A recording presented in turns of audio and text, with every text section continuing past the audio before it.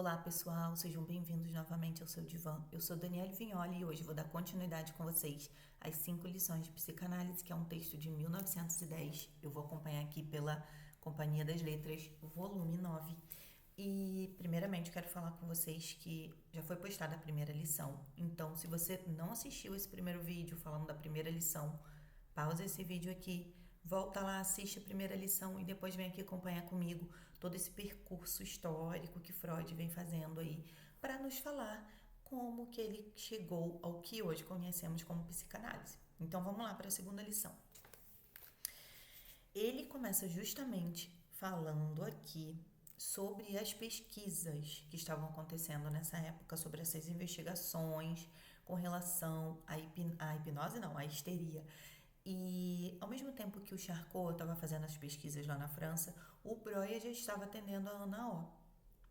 E tanto que depois os dois juntos, né, escrevem aí os estudos sobre a histeria de 1893, traz vários casos, que eu sugiro também que vocês leiam esses casos, né, que estão lá, para poder acompanhar e também entender um pouquinho esse percurso histórico, ver sobre esses sintomas que eles falavam ali e como que eles foram procedendo aí no tratamento das pacientes. E como que o Breuer fazia, né? Ele usava o método catártico. O Freud coloca aqui que esse era o método utilizado pelo Breuer. Uma coisa interessante, né, que o Freud coloca lá na primeira lição, tem uma notinha, só voltando um pouquinho, que ele considerava o Breuer responsável pela criação da psicanálise. Só que depois ele publica um outro texto se colocando totalmente responsável. Daí eu fiquei pensando comigo, né? O método catártico, ele é o precursor da psicanálise, né? Foi o início, foi ali, né? Foi utilizando esse método. Então eu fiquei pensando, será que foi por isso que Freud primeiramente atribuiu essa responsabilidade ao Breuer?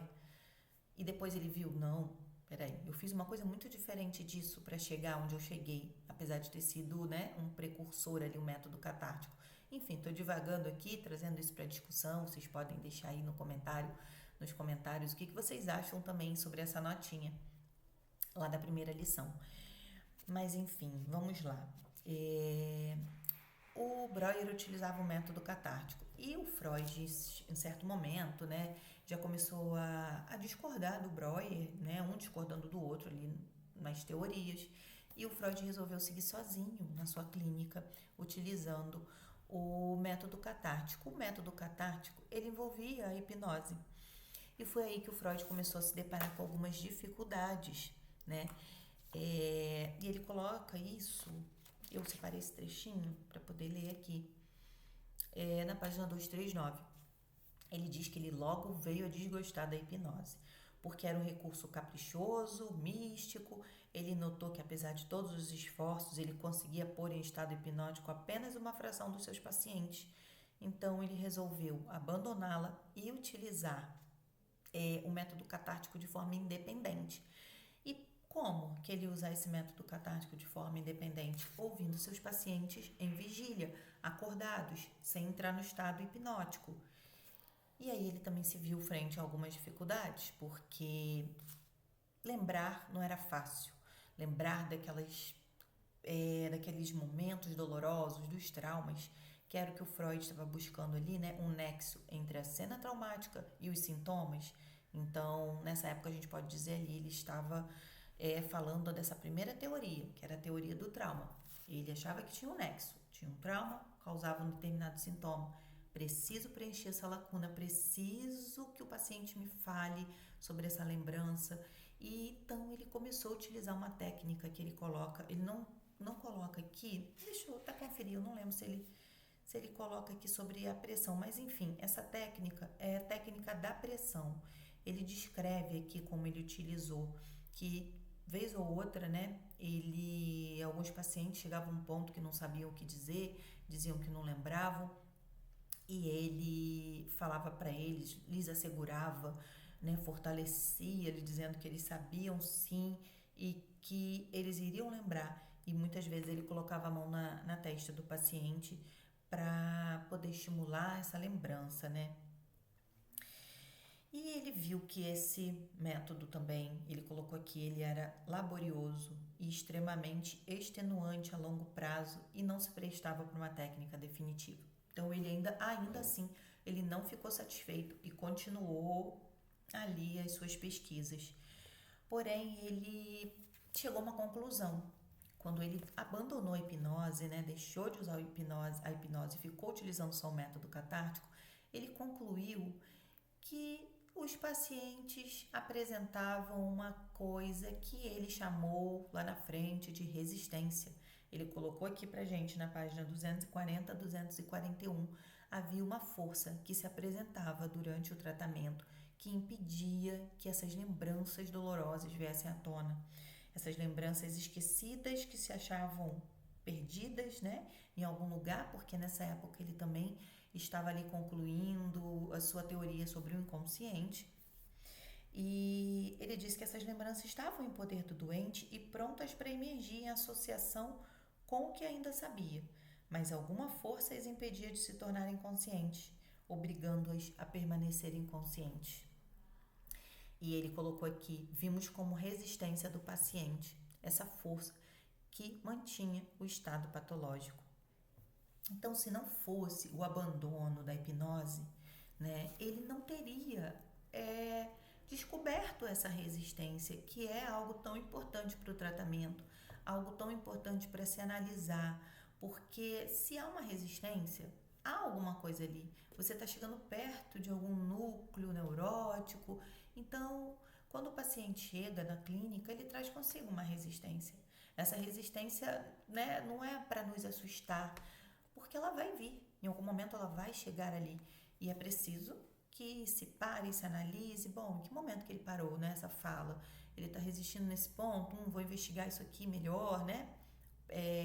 Indagar, poder fazer mais uma inquirição daquilo ali, lógico, sempre deixando o paciente falar livremente, mas também procurando, né, dentro do contexto ali que ele traz, chegar nessa questão, cada um vendo, né, a necessidade, o momento correto de fazer isso, sendo estabelecida a transferência, mas enfim, eu não vou entrar nesse ponto agora, porque um assunto vai puxando o outro, mas vamos continuar aqui no texto para a gente não se perder. E aí o Freud coloca que a partir da resistência, da observação da resistência, ele pôde observar que havia um mecanismo do aparelho psíquico que promovia essa força, né? E ele vem aqui colocando que ele chamou isso de repressão, um processo, né, que ele só descobriu devido ao aparecimento da resistência durante a fala dos pacientes. Então ele coloca que as mesmas forças que naquele momento se opunham na qualidade de resistência a que o material esquecido se tornasse consciente deviam ter provocado esse esquecimento e empurrado as vivências patogênicas em questão para fora da consciência. Então, o que acontece? Ocorre esse mecanismo da repressão ou do recalque e ele faz com que as lembranças dolorosas, esses conteúdos que às vezes vão entrar em conflito ali com a nossa moral, vão entrar em conflito com os nossos desejos, eles vão ser empurrados, né, para o inconsciente. Esse mecanismo de empurrar esse conteúdo para o inconsciente se chama repressão. E isso, né, essa repressão, ela também faz com que ocorra essa força de resistência que impede que esses conteúdos que lá estão cheguem à consciência. Por quê? É uma medida de proteção do aparelho psíquico, né? Algo que causa desprazer. O aparelho psíquico ele está sempre trabalhando aí nesse equilíbrio, né? De que o desprazer ele não tome conta do aparelho psíquico e sim o prazer.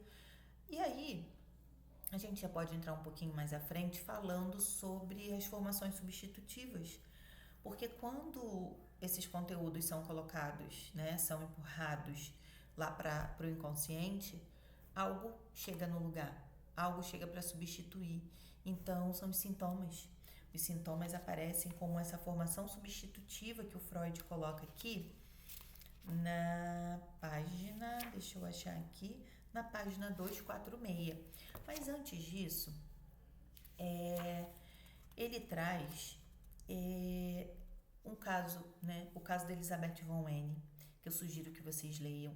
E também ele traz aqui uma metáfora para explicar sobre esse conteúdo que está ora no consciente e ora no inconsciente. E mais à frente ele explica, né, que apesar desse conteúdo estar no inconsciente, ter sido empurrado para lá, ele vai continuar causando efeitos ali na consciência. Né? Ele traz isso aqui na frente. Eu vou achar esse trechinho aqui. Mas falando um pouquinho aqui sobre o sintoma e a formação substitutiva, ele coloca, né, que no inconsciente o desejo reprimido continua a existir. Então é aquilo que a gente faz aquela força para não lembrar, né? O nome já diz ali, né, de recalque, tem esse re, né? Esse re que já vem até falando de retorno, aquilo vem novamente. Então o recalcado ele vai retornar e vai trazer efeitos nem sempre muito agradáveis para a nossa vida, porque o sintoma ele vai ocupar um papel importante, né? Foi a forma que o aparelho psíquico teve de dar conta de um conteúdo doloroso. Então é por isso que a gente não pode querer eliminar os sintomas de pronto. A gente não trabalha na clínica psicanalítica com essa visão, né? Com esse método de eliminação de sintomas, porque o sintoma ele tem algo muito importante para nos dizer, ele tem ali uma mensagem, vamos dizer assim, para tudo isso que aconteceu e que precisou ser recalcado, precisou ser reprimido. Um ponto importante que o Freud coloca, voltando um pouco na página 245, é que ele diz aqui que somente quando os senhores excluírem a hipnose poderão notar as resistências e repressões e formar uma ideia adequada do verdadeiro processo patogênico. A hipnose esconde a resistência e torna acessível determinado âmbito da psique, mas em troca acumula a resistência nos limites desse âmbito, formando uma muralha que torna inacessível tudo que está além. Então, psicanálise e hipnose são coisas opostas. A gente não pode falar de um tratamento psicanalítico utilizando a hipnose, dizendo que é um tratamento psicanalítico, porque o Freud deixa claro desde o princípio que ele abandonou a hipnose, né? Isso foi, vamos dizer assim, o caminho para que ele pudesse criar ali a psicanálise, né? E ter entendimento de todos esses mecanismos que eu estou falando aqui com vocês, da resistência, da repressão. Mais à frente, o Freud fala sobre os sintomas e deixa eu ver aqui que eu tenho uma anotaçãozinha aqui para passar, né? Ele diz aqui, né? Nessa época, como eu falei, ele ainda adotava essa teoria do trauma e esse preenchimento das lacunas, né? Ele coloca aqui que o tratamento psicanalítico para a cura seria necessário, né, que o sintoma fosse reconduzido pelas mesmas vias até a ideia reprimida. Então ele precisava fazer um retorno, lembrando desses eventos, fazendo essas conexões entre cena traumática e sintoma para que ocorresse a cura. Ele fala também um pouco aqui sobre outras saídas que o aparelho psíquico encontra, ou seja, nem sempre a saída é o sintoma. Muitas das vezes a saída é o sintoma, mas há outras saídas que ele coloca aqui. Por exemplo, né? A sublimação, né? Ele coloca aqui a sublimação. Eu vou ler um pouquinho desse trecho para ficar mais fácil. O conflito psíquico resultante que o paciente pretendia evitar pode ter melhor desenlace com o tratamento psicanalítico, né, do que o oferecido pela repressão. Existem várias soluções apropriadas que levam o conflito e a neurose a bom termo e que, em certos casos, podem ser alcançadas em combinação. Ou a personalidade do doente é convencida de que rechaçou injustamente o desejo patogênico e induzida a aceitá-lo total ou parcialmente, ou seja, né, com o tratamento psicanalítico vai haver ali uma aceitação de que esse desejo foi reprimido, mas eu estou reconhecendo esse desejo, né, é meu, ele é autêntico. E também ele coloca ou esse desejo é dirigido para uma meta mais elevada e, portanto, irrepreensível, o que é chamado de sublimação, ou se admite sua rejeição como sendo justa, mas se substitui o mecanismo automático e, portanto, insuficiente da repressão por um juízo de condenação com o auxílio das mais elevadas funções intelectuais do ser humano. Alcança-se, então, ele coloca aqui o domínio consciente do desejo. E eu peço assim que todos tenhamos atenção ao ler esses textos, né, iniciais de Freud, porque aqui ele está fazendo um percurso, né, mostrando como que foi desde o comecinho. E assim, a vida de Freud foi sempre ali pesquisando, continuando sua teoria, e muita coisa mudou, né? A gente vai falar um pouco sobre isso nas próximas lições. Aqui está falando apenas sobre essa teoria, essa primeira teoria do trauma. Depois, né, ele vai passar pela teoria da sedução, depois vai vir a teoria da fantasia.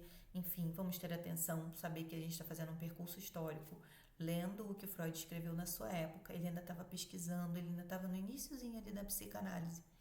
Então é isso, pessoal. Eu espero que vocês tenham gostado, que eu tenha conseguido explicar para vocês um pouco aqui do que ele queria trazer na segunda lição. Deixem suas dúvidas, deixem suas sugestões, deixem também os comentários, acréscimos aí ao vídeo, tá bom? Aguardo vocês no próximo vídeo para estudar a terceira lição conosco. Até já!